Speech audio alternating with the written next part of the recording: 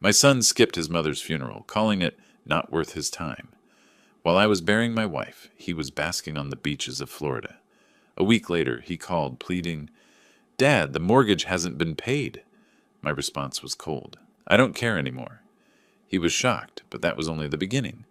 Before we continue, please subscribe to the channel and write in the comments what time it is where you are now. My hands trembled as I pressed Timothy's contact for the fourth time in 30 minutes. The funeral director's sympathetic glance made my stomach clench, but I forced myself to look away, focusing instead on Margaret's casket. Polished oak gleamed under the gray morning light, white lilies cascading over brass handles that caught every flicker of sun breaking through heavy clouds. The phone rang once, twice, 3 times. Around me, relatives arrived in black cars, their hushed voices mixing with the distant hum of the groundskeeping crew. Aunt Mamie clutched a tissue, her eyes already red. Cousin Robert straightened his tie, checking his watch. Everyone seemed to know their place, their role in this final goodbye. Everyone except my son. 4 rings, 5, 6. "Dad?" Timothy's voice finally cut through, but something felt wrong. Background noise filtered through. Laughter, music, voices that didn't belong to a business meeting. "Timothy, son, where are you? The ceremony starts in 30 minutes. A pause. More of that strange background noise. Was that waves? "Dad, I can't make it. I have important business to handle." The words hit me like cold water. I gripped the edge of Margaret's casket, feeling the smooth wood beneath my palm. She would have known what to say. She always knew how to reach him when I couldn't. What business could be more important than your mother's funeral? Another pause, longer this time. When Timothy spoke again, his voice carried an edge I'd never heard before. Dismissive, almost bored. "Honestly, this whole thing isn't worth my time. Stop bothering me." The phone felt heavy in my hand.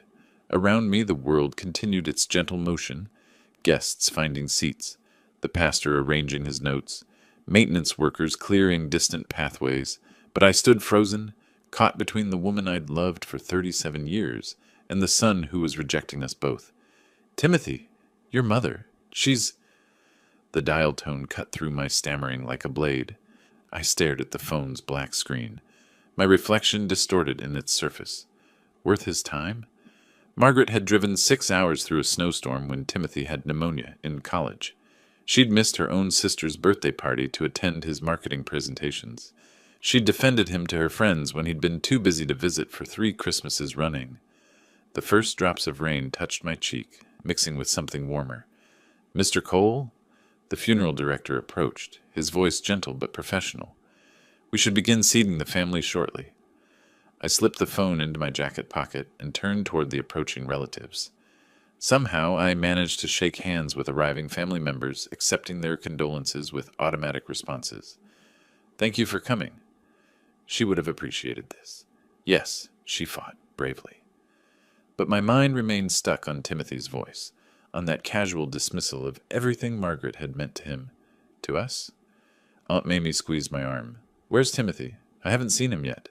"He'll be along," I heard myself say, the lie tasting bitter. "Important business." The words felt like betrayal, even as I spoke them. Margaret deserved truth, even now, especially now. But standing beside her casket, surrounded by people who'd traveled hours to honor her memory, I couldn't bring myself to explain that our only child had chosen something else over this final goodbye. Thunder rumbled overhead as I guided Mamie toward the front row of folding chairs. The ceremony would begin with or without Timothy.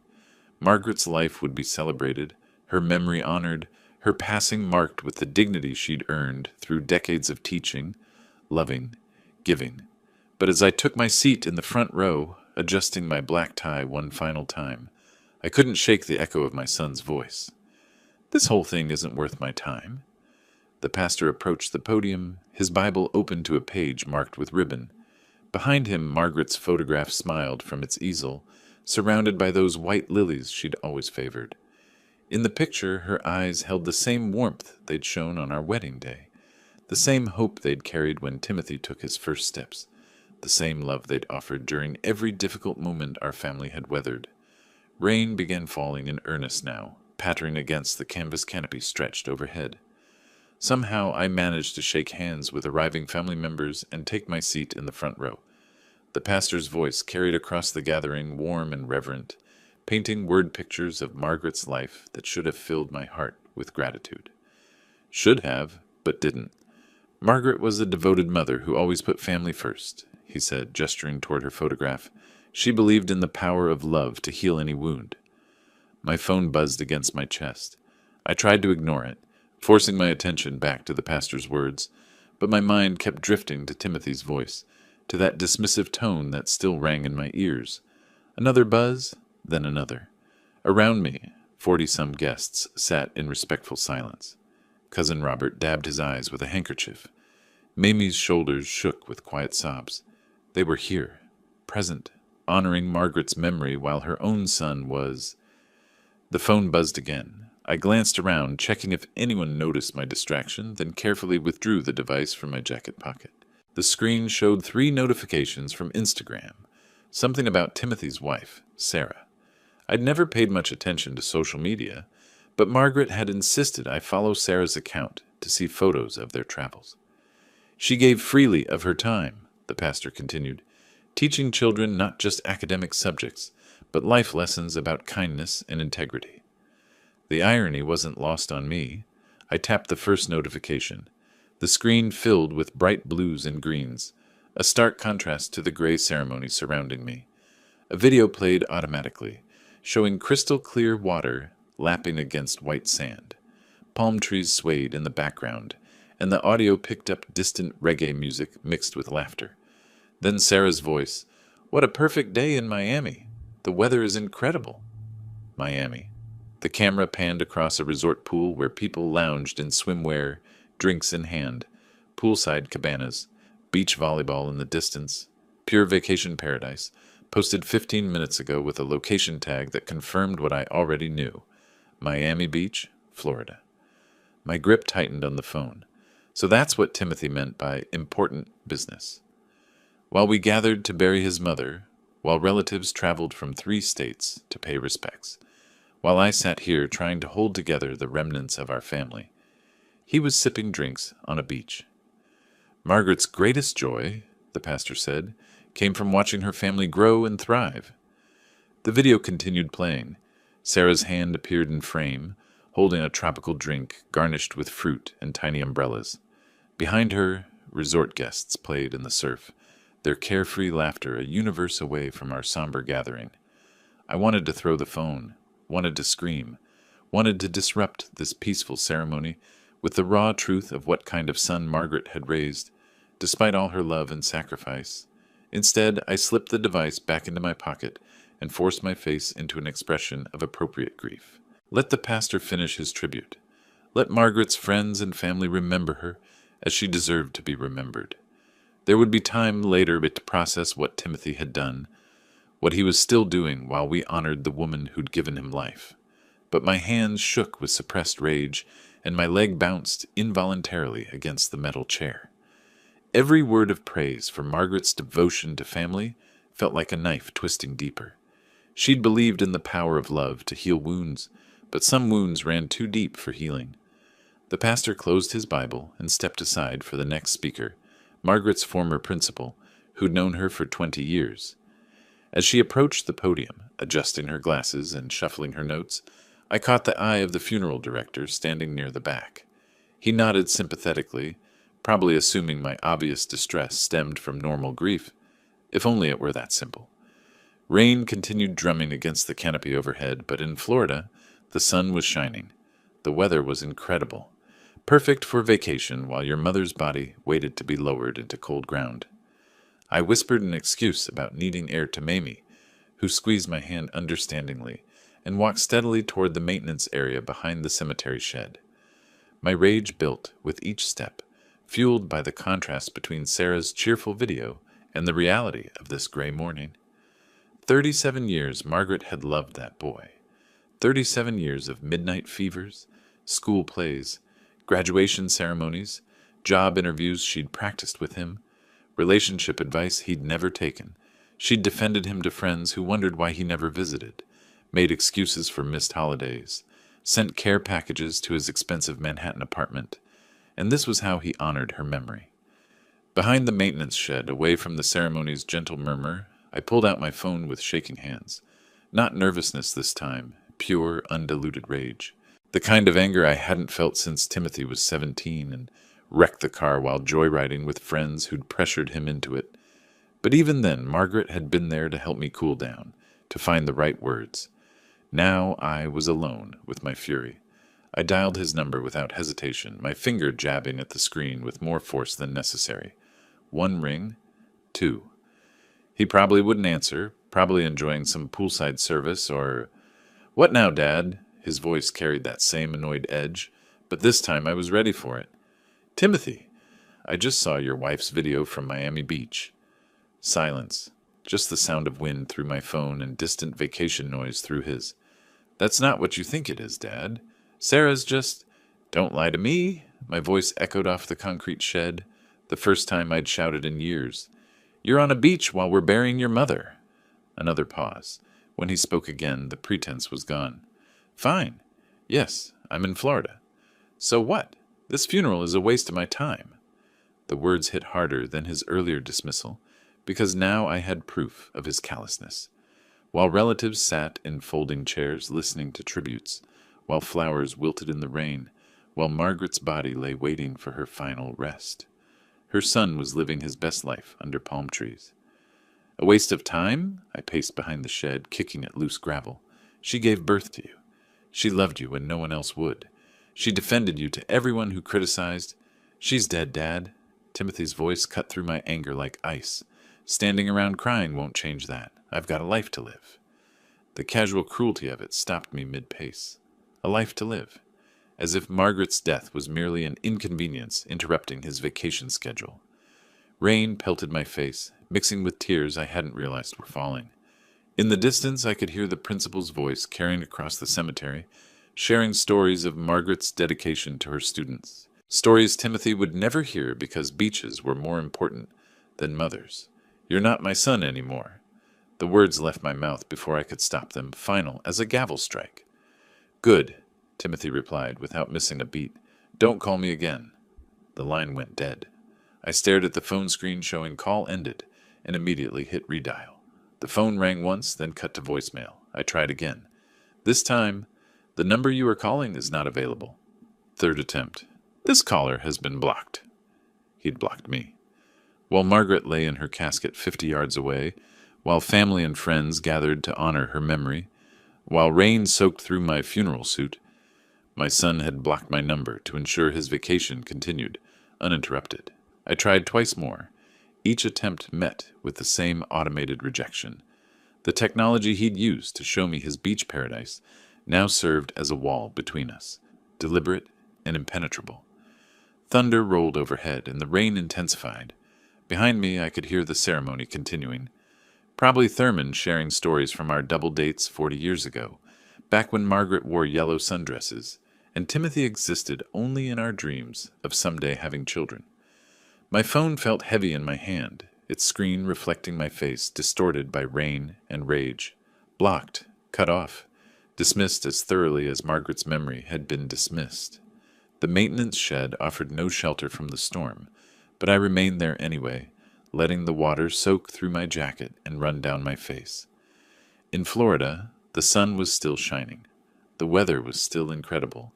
Sarah was probably posting another video by now, capturing their perfect day while we endured our imperfect grief.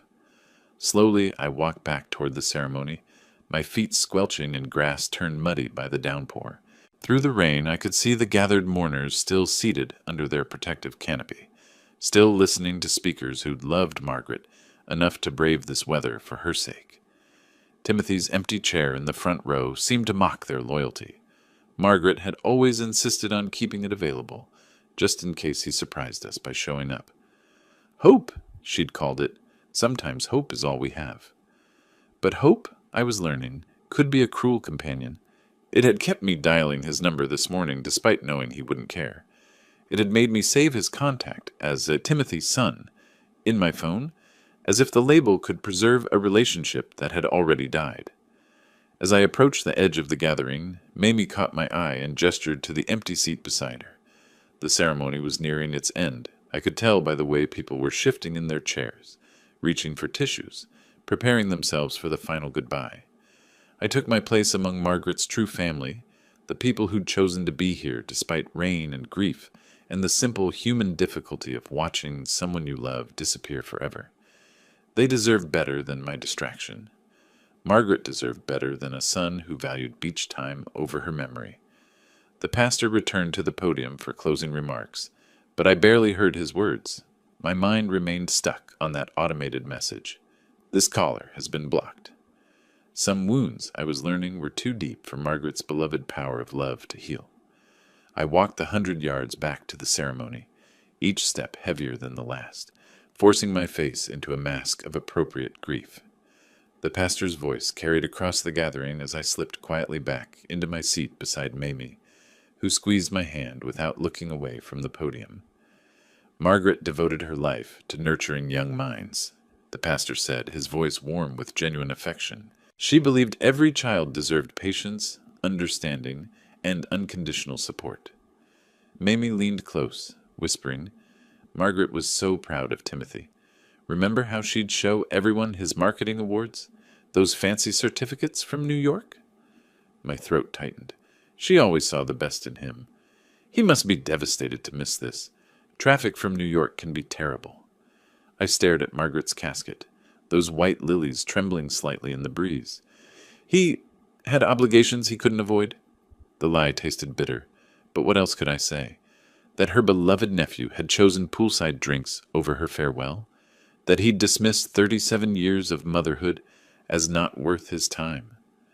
When Timothy was 8, Mamie continued, oblivious to my internal struggle, Margaret spent 3 weeks helping him with that science fair project. Remember? The volcano that actually erupted in the kitchen? The memory hit like a physical blow. Timothy's excited face, flour and baking soda coating the counters, Margaret laughing as she cleaned up the mess. Daddy, when will Mama get better? I made her a drawing, 8-year-old Timothy had asked during her brief bout with bronchitis that year. Such simple love then, such pure concern for his mother's well-being. She never missed one of his school presentations, Mamie whispered. Even when she had the flu, she'd drag herself there. More memories flooded back, unbidden. Margaret driving through that snowstorm to reach his college when he had pneumonia. Missing her own sister's birthday party to attend his marketing presentations. Defending him to friends who wondered why he never visited. 2 years ago, when the doctor delivered Margaret's diagnosis, her first words had been about Timothy. How do we tell him? She'd whispered, gripping my hand in that sterile office, as if the cancer was something we'd done wrong, something that would disappoint our son. I'd called that night, my voice steady despite the tremor in my hands. Son, your mother's having some health issues.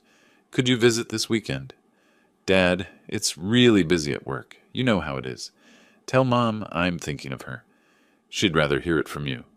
I'll try to call later. He never did. The pattern continued for months. Brief phone calls where Timothy's attention clearly wandered. Visits that became monthly, then rare, then non-existent. Excuses about important meetings, crucial deadlines, career opportunities that couldn't wait. Margaret made excuses for him every time. He's just scared, Otis. Death frightens young people. Even as she grew thinner, weaker, more dependent on my help for simple tasks, she defended his absence. Maybe Timothy could come for Thanksgiving? She'd asked last November, her voice barely above a whisper. I'll ask him, I'd promised, knowing already what his answer would be. He's building his life, she'd said more to herself than to me. That's what children do. They build their own lives. But sitting here now, surrounded by 40 people who'd made time for her farewell, I understood what she'd refused to acknowledge. Timothy hadn't been building a life. He'd been abandoning the one that included us. Promise me you'll understand him, Margaret had whispered during those final weeks. He loves us in his own way. Her own way, as if love could be measured in excuses and empty promises. The pastor concluded his remarks, and the gathered mourners rose for final prayers. I stood automatically, my body following rituals, while my mind remained trapped in those painful months of watching Margaret fade while waiting for a son who never came. Around me, Voices joined in familiar words of comfort and farewell, but all I could hear was Timothy's voice from 2 hours ago. "This whole thing isn't worth my time." Mamie dabbed her eyes with a fresh tissue. She was blessed to have such a devoted family, she murmured. Devoted. The word echoed in my skull as the pastor closed his Bible and people began gathering their belongings. Margaret had been devoted, certainly. Devoted to a son who'd blocked his father's number to avoid inconvenience. Devoted to a child who'd grown into a man incapable of devotion in return. The ceremony was ending, and I still hadn't figured out how to explain Timothy's absence to the dozen relatives who'd ask. How to honor Margaret's memory while acknowledging the truth about the son she'd died, hoping to see one more time. The pastor's words faded as I was pulled back to that October morning 2 years ago when everything changed. Dr. Martinez had arranged the consultation files on her desk with practiced efficiency, but her expression held something I'd never seen before, the careful neutrality doctors adopt when delivering devastating news. "The cancer has spread more than we initially thought," she'd said, her voice professionally gentle. "We're looking at months, not years." Margaret's hand found mine across the small space between our chairs. "How do we tell Timothy?" Even then, facing her own mortality, her first concern was protecting our son from difficult truth. I'd called him that evening, my voice steady despite everything. "Son, your mother's having some health issues. The doctors want to start treatment right away." "What kind of treatment?" Timothy had asked, and for a moment I'd heard genuine concern in his voice. "Chemotherapy. It'll be tough, but she's strong." "Well, keep me posted. I'm sure she'll beat it." Posted. As if his mother's life was a social media update. The first few months hadn't been terrible. Timothy visited twice, bringing expensive flowers and staying for dinner. He'd seemed genuinely concerned, asking questions about treatment schedules, side effects, prognosis. Margaret had bloomed under his attention, chatting about his work, his apartment, his ambitious plans for advancement. But as the treatments progressed and Margaret's energy waned, his visits became monthly obligations rather than acts of love. He'd arrive with the same expensive flowers, stay for precisely 2 hours, then cite important meetings or early flights as reasons to leave. "He's just building his career," Margaret would say after each abbreviated visit. "Young people need to focus on their futures." By month 6, the visits stopped entirely. Phone calls became brief exchanges of essential information. "How's Mom doing?" "She's fighting." "Good. Tell her I love her." Click. I'd spent those months learning to be both husband and caregiver, learning to cook soft foods Margaret could keep down, learning to organize pill schedules, manage insurance claims, drive to endless medical appointments while taking notes on treatments I barely understood. The hospital visits were the worst. Sitting beside Margaret's chair during chemotherapy sessions, watching poison drip into her veins while she tried to remain cheerful for my sake. Other patients had visitors, children, friends, extended family taking turns providing support. We had each other, and that felt like everything until I realized it wasn't enough. "Could Timothy visit this weekend?" Margaret had asked one gray December afternoon, her headscarf slipping as she tried to sit up straighter. "I'm having a good day. I'd like him to see me looking better." I dialed his number with hands that shook more from anger than anxiety. "Dad, it's really crazy here. This client demands revisions by Monday, and I'm already behind schedule." "Your mother specifically asked for you. She's feeling stronger today."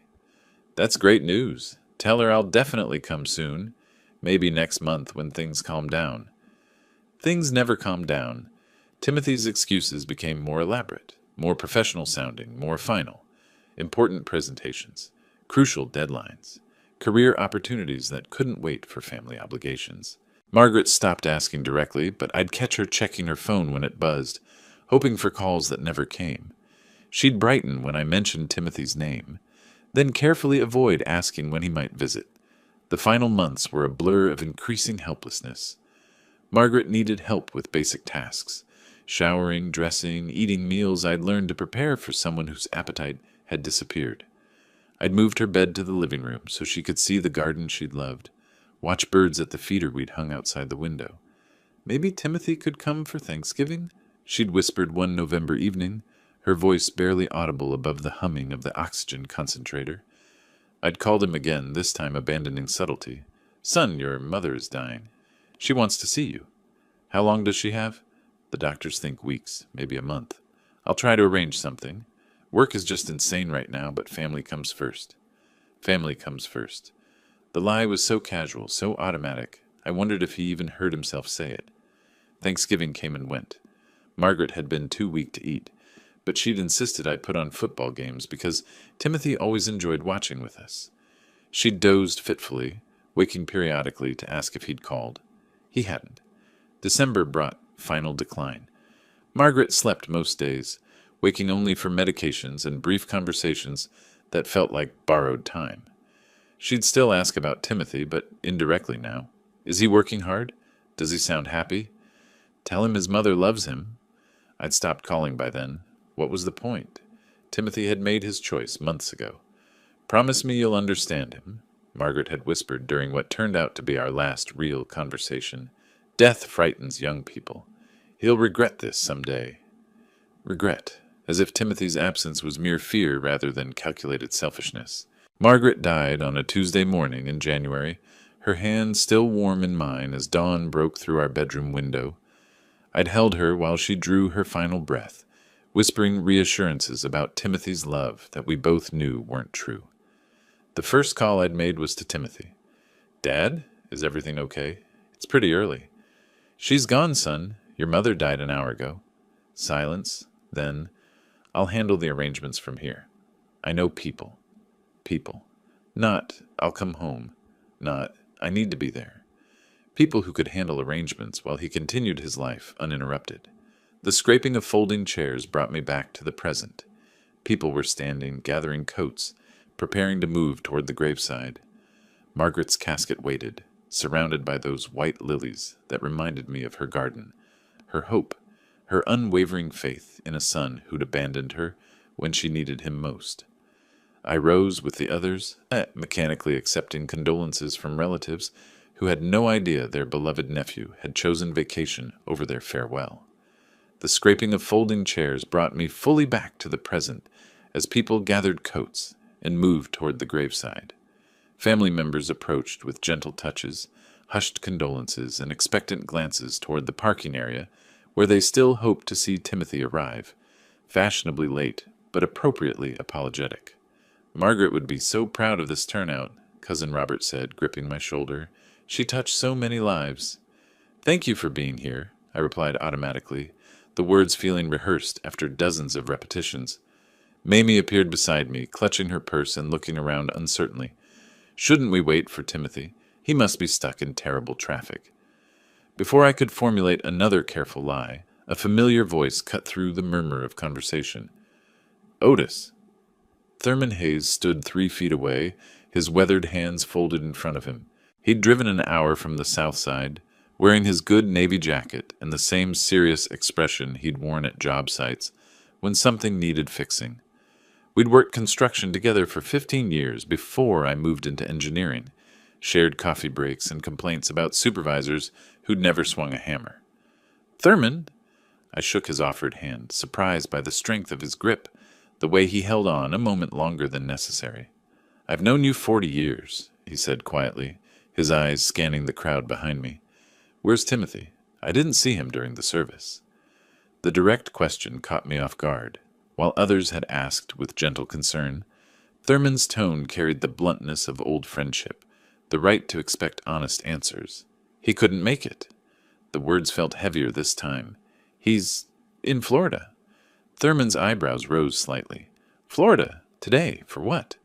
I glanced around, ensuring we wouldn't be overheard. Other mourners were making their way toward the burial site. Voices subdued, movements respectful. Vacation. Said the funeral wasn't worth his time. The silence stretched between us. Thurman's expression didn't change, but something shifted in his eyes. Disappointment mixed with recognition, as if he'd suspected something like this but hoped to be wrong. Margaret would be heartbroken, he said finally. She never got to say goodbye to him. The admission escaped before I could stop it, carrying 2 years of suppressed frustration. 2 years of treatments, Thurman. 2 years of asking for him, making excuses for him, believing he'd come when it mattered. Thurman nodded slowly, his gaze fixed on Margaret's casket being prepared for transport. I watched you support that boy for decades. When does it end? What do you mean? I mean, some lessons can only be learned the hard way. His voice carried the weight of experience, decades of watching friends navigate family crises, career setbacks, personal failures. Margaret protected him from consequences his whole life, made excuses when he disappointed people, covered for him when he hurt feelings. I thought about Timothy's childhood, Margaret rushing to school when he forgot assignments, calling his boss when he overslept, smoothing over conflicts with friends who felt neglected. She'd called it supporting his potential. Looking back, it seemed more like enabling his selfishness. She wanted me to understand him, I said, to forgive him. Understanding someone doesn't mean accepting everything they do. Thurman shifted his weight, the movement deliberate and measured. I had a brother who gambled away his family's savings. My mother kept bailing him out, saying love meant never giving up. Know what happened? I shook my head. He never learned, kept gambling because consequences never stuck. Sometimes the most loving things, letting someone face the results of their choices. Around us, the crowd was thinning as people moved toward their cars or walked to the burial site. Cemetery workers began folding chairs, their movements efficient and practiced. The ceremony's formal structure was dissolving into the messier reality of grief, logistics, and family obligations. What are you suggesting? I asked. Thurman was quiet for a long moment, studying my face. Margaret left him something in the will, didn't she? The house is mine, but there's money, her teacher's pension, some investments. She wanted Timothy to be comfortable. Even after he abandoned her? The question hung in the air between us. Margaret had revised her will during the final weeks, ensuring Timothy would inherit enough to maintain his lifestyle. She'd called it faith in his future. I'd seen it as one last attempt to buy the love he'd never freely given. She believed he'd change, I said. Thought responsibility might mature him. And you? What do you believe? I watched the funeral director supervising the casket's movement, his staff working with quiet professionalism around Margaret's final journey. In a few minutes, she'd be lowered into ground that had been waiting for her since I'd purchased the plots 20 years ago, back when death seemed distant and Timothy still called every Sunday. I believe some people don't change until they have to, I admitted. Thurman nodded. Don't let this pass, Otis. Don't let him think his mother's death doesn't matter. Some lessons can only be learned the hard way. He clasped my shoulder once, firmly, then walked toward his pickup truck without looking back. I stood alone among the scattered funeral programs and wilting flower petals, his words echoing, "Don't let this pass." The graveside service would begin soon, Margaret's final send-off, attended by everyone who'd loved her, except the one person whose presence she'd wanted most. I walked slowly toward my car, key in hand but making no move to start the engine. Through the windshield I could see Mamie still scanning the parking area, hopefully, probably wondering if Timothy's delayed flight had finally landed. Other relatives clustered near their vehicles, waiting for direction about what came next. What came next? That seemed to be the question Margaret had left me with, along with a house full of memories and a son who'd blocked my number to protect his vacation from family interruption. I sat in the driver's seat, key in the ignition but not turning it, contemplating Thurman's words about lessons and consequences. Somewhere in Florida, Timothy was probably posting another beach photo while his mother's body waited for burial, living his best life while avoiding any reminder of the life that had given him everything. Margaret's voice whispered in my memory, "Promise me you'll understand him." But understanding someone, as Thurman had said, didn't mean accepting everything they did. The 30-minute drive home felt like hours. I sat in the driveway for 10 minutes before finally turning off the engine, staring at the house Margaret and I had shared for 28 years. The afternoon sun cast familiar shadows across the front porch, but everything felt different now, emptier, like a movie set after the actors had gone home. I walked to the front door, fumbling with keys that suddenly felt foreign in my hands. The house greeted me with silence so complete it seemed to have weight, pressing against my eardrums until I had to clear my throat just to hear something. Margaret's reading glasses still sat on the kitchen counter beside her crossword puzzle book. Her coffee mug waited in the dish drainer, clean and ready for a morning that would never come. I touched the rim gently, remembering how she'd always drunk her coffee too hot, blowing across the surface while complaining about my patience. Loosening my black tie, I climbed the stairs to our bedroom and methodically removed the funeral suit. Each piece felt like armor I was finally allowed to discard. The jacket that had contained my rage, the shirt that had absorbed my tears, the pants that had carried me through the longest day of my life. I pulled on comfortable jeans and Margaret's favorite sweater of mine, the blue wool one she'd given me 3 Christmases ago. It still smelled faintly of her perfume from the last time she'd hugged me while I was wearing it. Downstairs, I made coffee without thinking, muscle memory guiding my hands through the familiar routine. 2 scoops, not 3. Margaret had always preferred it weaker than I did. Only when the pot finished brewing did I realize I'd automatically pulled down 2 mugs from the cabinet, hers and mine, side by side like they'd been every morning for decades. The sight of that second mug, waiting for someone who would never need coffee again, nearly broke me. I put hers back and filled mine, then wandered into the living room where framed photographs covered every surface. Our wedding day, Margaret radiant in white lace, me terrified but trying to look confident. Timothy's high school graduation, all 3 of us beaming with pride and possibility. College orientation with Timothy looking sophisticated and independent, while Margaret tried not to cry. More recent photos told a different story. Timothy's marketing awards ceremonies, where we'd driven 8 hours to watch him accept recognition from colleagues who knew him better than we did. His apartment warming in New York, where he'd seemed embarrassed by our presence among his professional friends. Last Christmas, the final time he'd visited, his smile strained and his attention constantly drifting to his phone. 40 years I raised that boy, I said aloud to Margaret's favorite armchair. 40 years of Little League games where you cheered louder than any mother in the stands. School plays where you brought flowers even when he forgot his lines. The chair didn't answer, but I could hear her voice anyway. He's just building his career, Otis. Young people need to focus on their futures. But when does building a future stop being an excuse for abandoning the past? I asked the empty room. When does ambition become selfishness? I sank into Margaret's chair, something I'd rarely done while she was alive. It still held the impression of her small frame, still smelled like the lavender lotion she'd used every night before bed. From here, she'd watched her garden bloom through the seasons, read countless books, graded papers from students who'd adored her. Thurman's words echoed in my mind. Some lessons can only be learned the hard way. Margaret had protected Timothy from consequences his entire life. Forgotten homework became her emergency runs to school. Missed deadlines became her phone calls to understanding teachers. Failed responsibilities became our financial safety nets, our emotional cushions, our endless supply of second chances. Even during her illness, she'd made excuses for his absence. He's just scared, she'd whispered after another missed visit. Death frightens young people. As if fear justified abandonment. As if being scared gave him permission to let his mother die alone, except for an increasingly exhausted husband.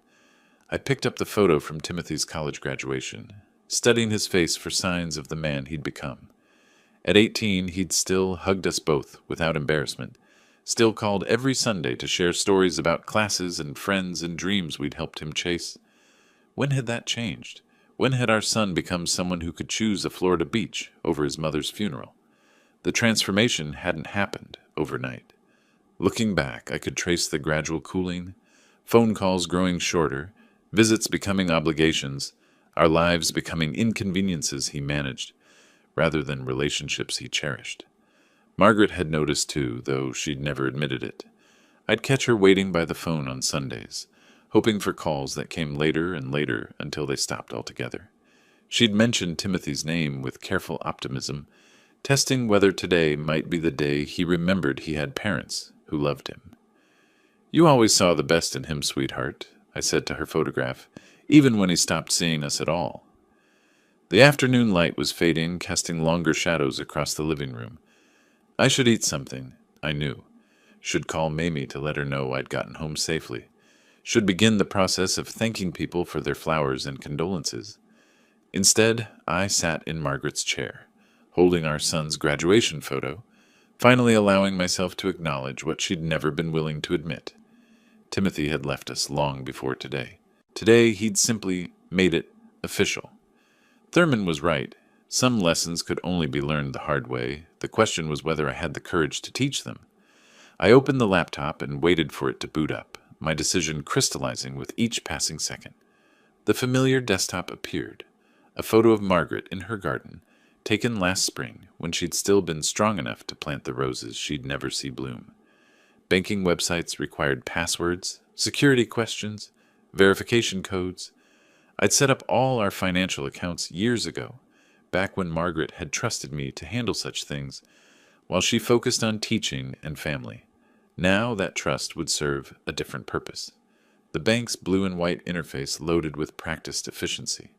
Checking account, savings account, mortgage payments, utility bills, all the mundane architecture of a life built together over decades. I navigated to the recurring payments section with engineer's precision, knowing exactly what I'd find. There it was. Recurring payment, $3,200 monthly to Timothy Cole mortgage account. Next scheduled payment, April 30th, 2025. Total payments sent, 96 transfers. 96 transfers. 8 years of monthly payments, each one representing Margaret's faith that our son would eventually appreciate the sacrifice. Each one proving that love, when not reciprocated, becomes enabling. I clicked the payment history link and watched years of transactions scroll across the screen. March 2025, $3,200. February 2025, $3,200. January 2025, $3,200. Sent while Margaret lay dying and Timothy couldn't be bothered to visit. My calculator app confirmed what my engineer's mind had already computed. $3,200 times 12 months times 8 years equals $307,200. $300,000. Margaret and I could have taken that European trip she'd always dreamed about. Could have renovated the kitchen she'd complained about for 15 years. Could have helped a dozen students pay for college instead of subsidizing one ungrateful child's lifestyle. I scrolled further back, finding Timothy's original email from 2017. Dad, I know this is a big ask, but the New York market is crazy expensive. If you could help with the mortgage payments until I get established, I promise I'll pay you back once my career takes off. 8 years later, his career had taken off spectacularly. His social media posts showcased expensive restaurants, luxury vacations, designer clothes, but somehow he'd never gotten around to paying us back, never even mentioned the possibility. Well, Timothy, I said to the laptop screen, you said the funeral wasn't worth your time. Let's see if your mortgage is worth mine. I clicked Manage Recurring Payment and read the cancellation terms. Immediate effect. No waiting period. No grace period. No notification to the recipient beyond their bank's standard procedures. The confirmation screen appeared. Are you sure you want to cancel this recurring payment? Below that, in smaller text, this action cannot be undone. Future payments will not be automatically sent. I thought about Margaret's voice. Promise me you'll take care of Timothy.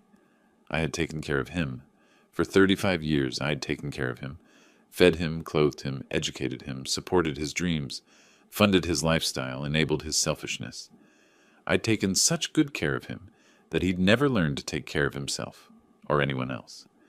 Maybe it was time for Timothy to learn what taking care of himself actually meant. I clicked Yes, Cancel Payment. The confirmation appeared instantly. Recurring payment canceled. Effective immediately. Confirmation email sent to account holder. My inbox pinged within seconds. Payment cancellation confirmed. Timothy Cole mortgage account will no longer receive automatic transfers from your checking account. 8 years of financial support ended with 2 mouse clicks. I leaned back in the kitchen chair, feeling something I hadn't experienced in months. Lightness. Not the emptiness of grief, but the relief of a burden finally lifted. For the first time since Margaret's diagnosis, I wasn't responsible for someone else's obligations. Timothy would receive his bank's notification within 24 hours. His next mortgage payment was due in 2 weeks. He'd have just enough time to panic, to realize that Daddy wasn't going to handle this particular problem for him. He'd probably call once he discovered his safety net had disappeared, but his number was still blocked in my phone, and I had no intention of changing that. Some conversations required earning, and Timothy had significant earning to do. The laptop screen dimmed automatically, asking if I wanted to continue my session. I closed the banking website and shut the computer, pushing it aside with the satisfaction of a job completed. $300,000. Margaret would understand, eventually. She'd wanted me to take care of Timothy, but she'd also taught her students that actions had consequences, that responsibility couldn't be learned without practice. Tonight, Timothy was practicing being responsible for his own mortgage. Tomorrow, we'd see how well he'd been paying attention. I walked to the refrigerator with lighter steps than I'd taken in months, opening it to discover possibilities instead of obligations. Margaret had always planned our meals, worried about nutrition, made sure I ate properly even when grief killed my appetite. Tonight, for the first time since her death, I felt genuinely hungry. Eggs, butter, good bread, simple ingredients for a simple meal. I cracked 3 eggs into a bowl and watched them blend into golden smoothness, remembering Margaret's teasing about my legendary scrambled eggs. "Only man I know who makes them fluffy as clouds," she'd said. Tonight, they were fluffy as clouds. I set the kitchen table with our good dishes, the wedding china we'd saved for special occasions that came too rarely. If eating my first peaceful meal in months wasn't special, nothing was. The plates looked elegant under the warm kitchen lights, reflecting a satisfaction I'd forgotten was possible. "First time in months I actually taste my food," I said aloud, savoring each bite. The eggs were perfect, the toast crisp, the butter real instead of the diet substitute Margaret had insisted on. Simple pleasures, returned to me along with the freedom to enjoy them.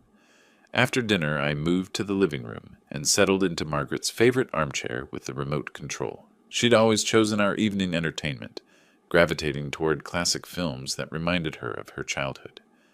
Tonight, I selected one of her favorites, a Cary Grant romantic comedy that had made her laugh even during the worst days of her illness. "Remember this movie, sweetheart?" I asked her photograph on the side table. "You always said Cary Grant could charm his way out of anything. Maybe you'd approve of a little charm working against Timothy for once." The familiar dialogue washed over me, bringing comfort instead of sadness. Margaret's presence felt lighter tonight, less like an absence and more like a blessing, as if she understood that love sometimes required difficult choices, that protecting someone from consequences wasn't the same as protecting them from harm. My phone sat on the end table, deliberately powered off. For months I'd kept it close, anxious about calls that might bring emergency news, updates about Margaret's condition, or brief conversations with Timothy that left me feeling more alone than silence. Tonight, I wanted genuine quiet. No interruptions, no obligations, no disappointments. "Strange how much lighter the house feels tonight," I murmured, surprised by the truth of it. Margaret's death had filled every room with her absence, but Timothy's rejection had somehow cleared the air. No more waiting for calls that wouldn't come. No more making excuses for behavior that couldn't be excused. The movie ended near 10 o'clock, earlier than I'd usually retire, but later than I'd managed since the funeral arrangements began. I turned off the television and made my way upstairs, moving through the bedtime routine that had felt impossible for weeks. Brushing my teeth, I caught my reflection in the bathroom mirror and saw something unexpected. Not happiness exactly, but peace. The kind of calm that comes after making a difficult decision and knowing it was right. In the bedroom, I undressed slowly, hanging my clothes with the care Margaret had always insisted on. "Clothes last longer when you treat them properly," she'd said, and tonight the familiar routine felt like honoring her practical wisdom rather than mourning her absence. I slipped between clean sheets. I changed them yesterday in preparation for guests who might visit after the funeral, and lay quietly in the darkness, listening to the house settle around me. No racing thoughts about Timothy's next crisis. No anxiety about phone calls I couldn't answer, just quiet anticipation. "Wonder how long it'll take him to notice," I said to the ceiling, genuine curiosity replacing months of worry. Rolling over to Margaret's side of the bed, I spoke to her pillow. "Sleep well, love. Justice is coming. For the first time since her death, I closed my eyes with a genuine smile. Sleep came easily, dreamless and deep, the rest of a man who'd finally stopped carrying burdens that weren't his to bear. Outside, Chicago settled into its nighttime rhythm, but inside our house, peace had returned. Tomorrow would bring Timothy's discovery, his panic, his desperate attempts to restore the financial safety net he'd taken for granted. But tonight belonged to me, to rest, to satisfaction, to the quiet pleasure of consequences, finally catching up with choices. Margaret would have understood. She'd spent 40 years teaching children that actions mattered, that responsibility was learned through practice, that love sometimes meant allowing people to face the results of their decisions. Timothy's education was about to begin. The past week had been the most peaceful I'd known in years. I'd spent mornings tending Margaret's garden, afternoons organizing her belongings with care rather than grief, evenings reading books I'd set aside during her illness.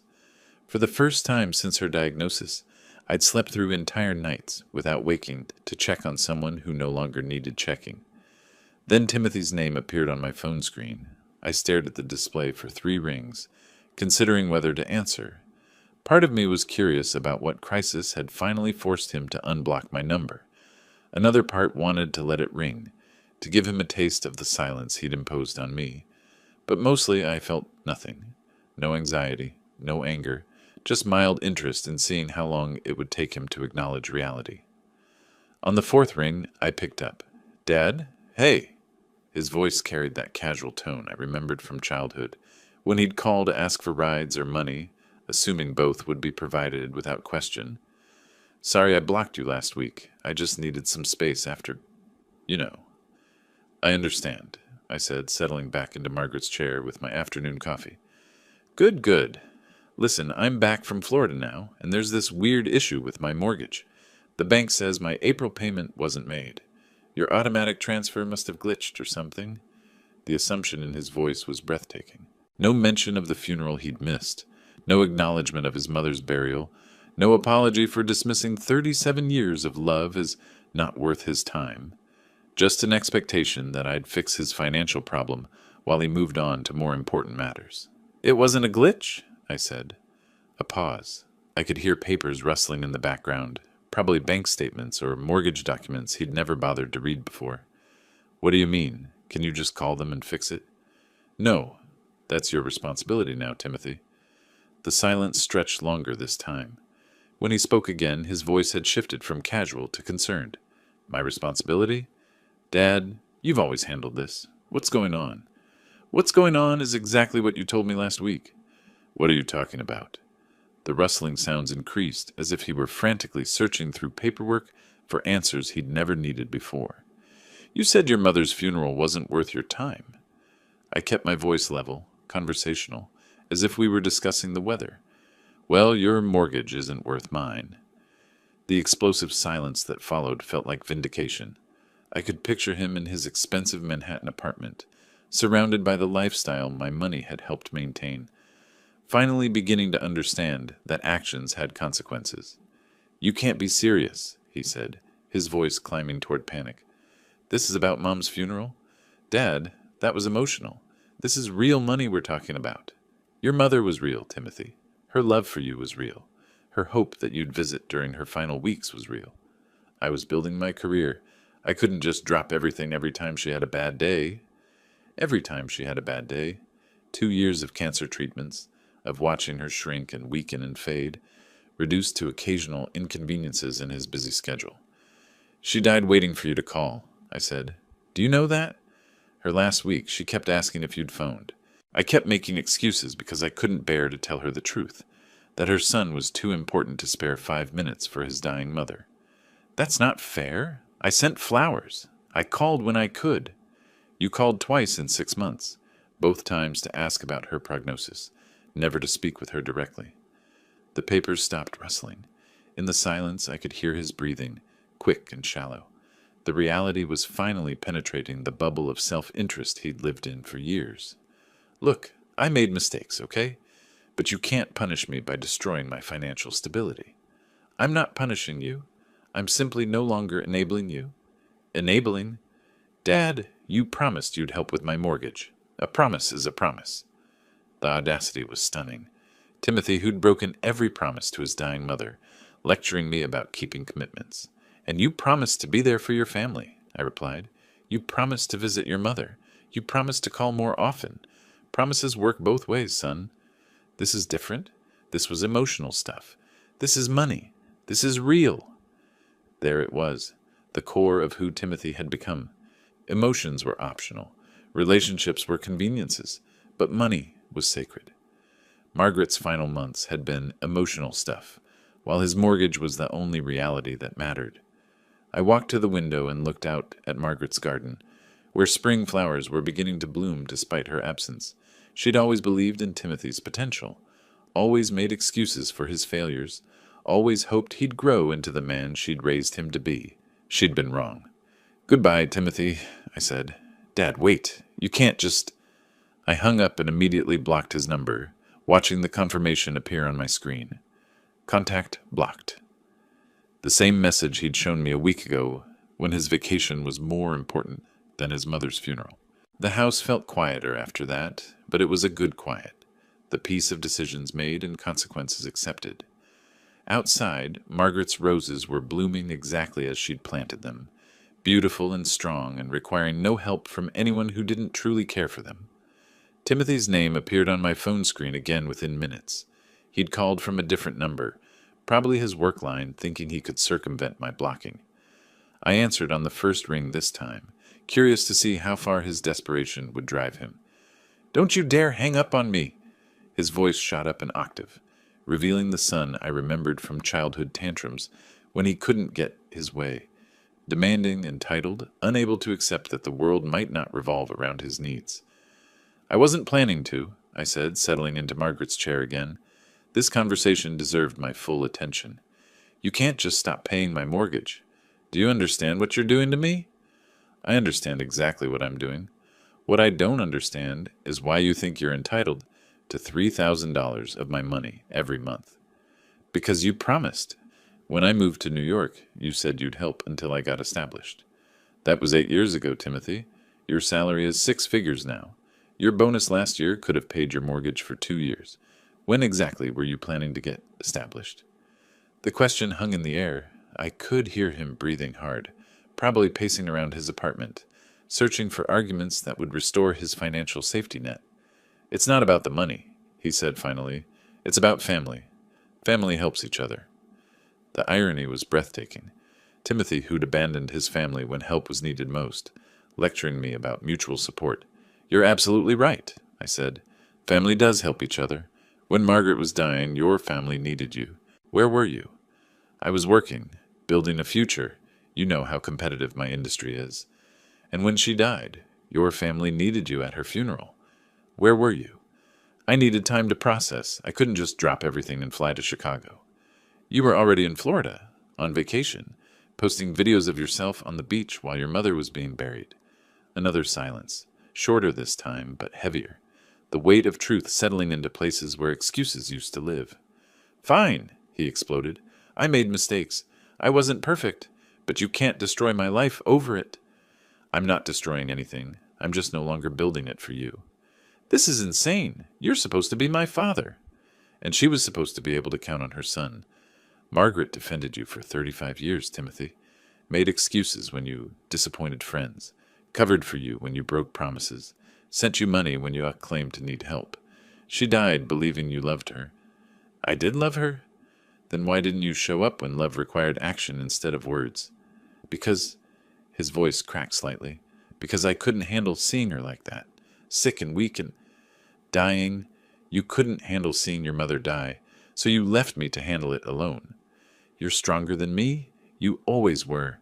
I knew you could take care of her." There it was, the final revelation. Timothy hadn't abandoned us because he was busy or ambitious or scared. He'd abandoned us because it was easier to let someone else carry the burden while he lived his comfortable life. "Margaret weighed 90 pounds when she died," I said quietly. 90 pounds from a woman who used to garden for hours, who taught 30 children every day, who made you lunch every morning before school for 12 years. She spent her final weeks asking about you, hoping you'd call, believing you still cared enough to say goodbye. Stop it. She made me promise to understand you, to forgive you, to keep taking care of you even after she was gone. Then do it. Honor her wishes. I am honoring her wishes. I'm teaching you what she never could, that love requires responsibility, that family means showing up, that some promises can't be broken without consequences. Dad, please. I'll lose my apartment. I'll lose everything. And I lost my wife, my partner of 37 years, the woman who made excuses for you until her dying breath, but somehow your mortgage is more important than her memory. It's not the same thing. You're right. It's not. Margaret's death was permanent. Your financial inconvenience is temporary. You have a good job, excellent credit, and 8 years of mortgage payments I made for you. You'll figure something out. What if I don't? What if I can't? Then you'll learn what I learned during Margaret's illness, that some battles you fight alone, some burdens you carry yourself, and some responsibilities can't be delegated to other people. I'm your son. You can't abandon me. The accusation hit like a physical blow, not because it was true, but because of its stunning hypocrisy. Timothy, who'd abandoned his dying mother, claiming abandonment because his father wouldn't pay his bills. And she was your mother, I said, but that didn't stop you from abandoning her when she needed you most. Fine, I was a terrible son. Is that what you want to hear? I was selfish and weak, and I let her down. But destroying my life won't bring her back. I'm not destroying your life, Timothy. I'm giving you the chance to build one yourself, without my money propping it up. Margaret always believed you had potential. Maybe it's time you found out if she was right. This is about revenge, isn't it? You want me to suffer because I missed the funeral. This is about justice. You chose your vacation over your mother's funeral. Now you get to choose your own solution to your mortgage problem. Same principle. Your choices, your consequences. Dad, wait! Goodbye, Timothy. I ended the call and immediately blocked this number too, watching my phone display the same contact blocked message. 2 numbers down, however many he had left to go. But each blocked number represented a choice. His choice to prioritize convenience over relationship, money over memory, himself over everyone else. The house settled into silence again, but this time it felt final. No more calls, no more crises, no more enabling disguised as love. Timothy would have to learn responsibility the way Margaret had always wanted him to, through practice, consequences, and the discovery that other people's generosity wasn't unlimited. I looked at her photograph on the side table, imagining her reaction to what I'd just done. She might have been shocked initially, but Margaret was a teacher. She understood that some lessons could only be learned through experience, that protecting someone from consequences wasn't the same as protecting them from harm. I think you'd approve, I said to her image. Tough love was always your specialty, even when you couldn't apply it to him. Outside, evening was settling over the neighborhood. Normal people were coming home from normal jobs to normal families who showed up for each other when it mattered. Tomorrow, I'd wake up without worrying about Timothy's next crisis, next demand, next assumption that his problems were mine to solve. For the first time in 8 years, my money would stay in my account where it belonged. 3 weeks passed without a single call from Timothy. 3 weeks of the most peaceful mornings I'd had in years, where coffee tasted like pleasure instead of obligation, where newspapers brought information instead of anxiety about which story might trigger my son's next financial crisis. I'd used the time well. Margaret's garden required attention she could no longer provide, and I discovered unexpected satisfaction in continuing work her hands had started. The roses she'd planted were blooming spectacularly, as if her absence had freed them to flourish without constraint. The travel agency on Lincoln Avenue had been helpful when I'd explained what I wanted. A Mediterranean cruise departing in June, the Greek islands Margaret had dreamed about visiting since we'd watched that travel documentary 5 years ago. She'd marked pages in travel magazines, researched restaurants in Santorini, planned excursions to ancient ruins she'd studied as a young teacher. This would be perfect for someone starting fresh, the travel agent had said, spreading brochures across her desk like possibilities made tangible. My wife always wanted to see the Greek islands, I'd replied. I think she'd approve of me finally taking that trip. It's never too late to honor someone's dreams. No, it wasn't. And with $3,000 staying in my account every month instead of subsidizing Timothy's lifestyle, honoring Margaret's dreams had become financially possible. 8 years of mortgage payments translated to years of travel, experiences, adventures she'd postponed, while we supported our ungrateful son. The bank manager had been impressed when I'd opened the new savings account. European Cruise Fund, I'd labeled it, watching the balance grow with money that had previously disappeared into Timothy's Manhattan apartment. Numbers on a screen that represented freedom instead of enablement. My phone had stayed blissfully quiet. No desperate calls about mortgage payments, no panicked voicemails about eviction notices, no demands for emergency financial rescues. Whatever Timothy was doing to solve his housing crisis, he was doing it without my involvement, exactly as it should be. Thurman had called twice, checking on my welfare with the concern of 4 decades of friendship. I'd told him about the cruise, about the garden, about the profound peace that had settled over my life since I'd stopped being Timothy's financial safety net. Margaret would be proud, he'd said. Took you long enough to learn what she always knew. What's that? That sometimes loving someone means letting them learn the hard way. The cemetery visit had become a weekly ritual, bringing fresh flowers from Margaret's garden to place beside her headstone. Today I'd brought news along with the roses. Well, sweetheart, I said, arranging the blooms carefully against the marble. I booked that cruise you always wanted, leaving for Athens in 6 weeks, then sailing to all those islands you circled in the travel guides. A gentle breeze stirred the flowers, as if she approved. Timothy called a few times after he lost his mortgage payment, seemed surprised that actions have consequences. Imagine that. I settled into the familiar rhythm of one-sided conversation that had developed since her death. You always said I was too soft on him. Turns out you were right.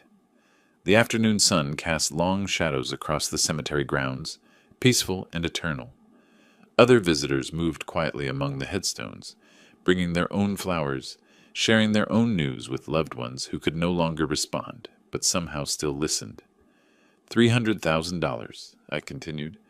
That's what we spent on his mortgage over 8 years. Enough for that kitchen renovation you wanted, that European trip you postponed. Maybe help a few deserving students pay for college, instead of enabling one ungrateful child. Margaret's photograph smiled from its weatherproof frame, the same expression she'd worn when discussing difficult students who'd finally grasped challenging concepts.